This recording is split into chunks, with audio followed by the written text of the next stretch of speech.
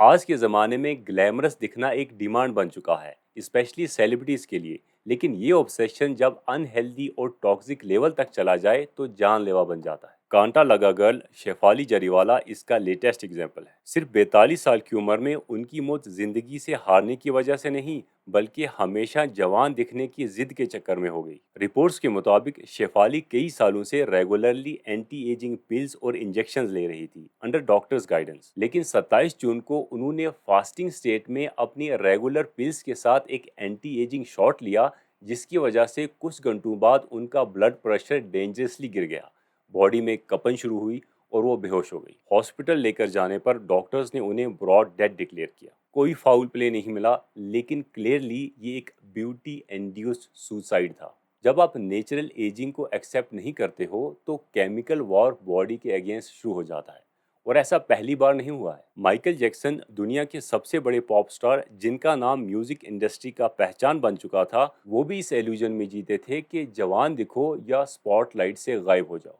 वो परफेक्ट दिखने के ख्वाब में इतना उलझ गए थे कि उसी ने उनकी जान ले ली। Chronic insomnia, white skin obsession, plastic surgeries और इंजेक्शंस के बीच वो अनहेल्दी तरीके से जवान रहने की कंटिन्यूअस रेस में थे। उनके डॉक्टर कोनार्ड मुरे ने कन्फेस किया कि माइकल को सुलाने के लिए हॉस्पिटल ग्रेड एनेस्थीसिया प्रोपोफोल हर रात दिया जाता था। दुनिया के सबसे बड़े सुपरस्टार को भी नींद इंजेक्शन से लेनी पड़ती थी, क्योंकि उन्हें डर था कि बुढ़ापे का एक रिंकल उनकी सुपरस्टार इमेज को तोड़ देगा। Result, cardiac arrest in death eight just 50। 150 साल जिंदा रहने के चक्कर में सिर्फ 50 साल में उनकी मौत हो गई। और ऐसी कई मिसालें हमारे सामने मौजूद हैं। जो लोग खुद को इमोर्टल बनाना चाहते हैं, अक्सर वही पहले इस दुनिया से चले जाते हैं। ये आयरॉनिक और ट्रेजिक दोनों है। ब्यूटी के नाम पे इंजेक्शंस लगवाना, पिल्स खाना, स्टेरॉइड्स और अनहेल्दी डाइट फॉलो करना एक पर्सनल चॉइस नहीं, बल्कि आज की सोसाइटी के बनाए साइकोलॉजिकल और इनविजिबल प्रेशर का नतीजा है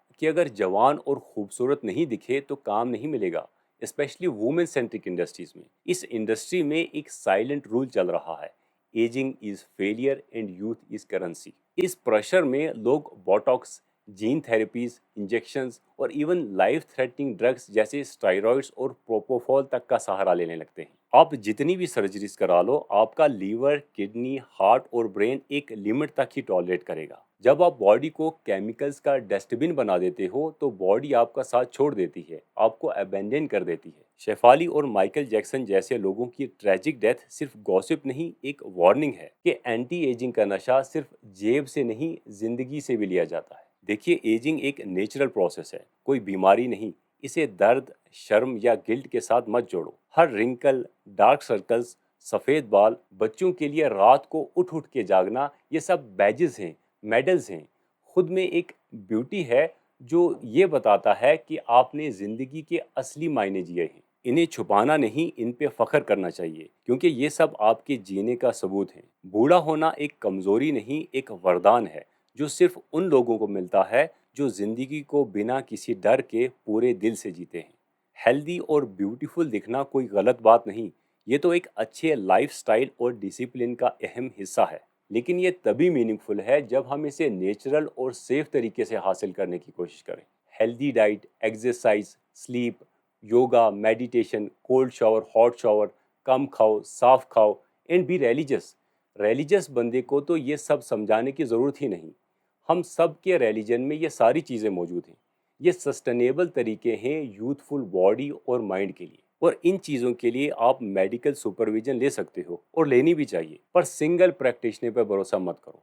मल्टीपल ओपिनियंस लो, रिसर्च करो, मॉनिटर करो, लैब्स और रेगुलर चेकअप्स के थ्रू। असली खूबसूरती वही है जो नेचुरली हासिल की जाए, ना कि नेचर के खिलाफ जाके।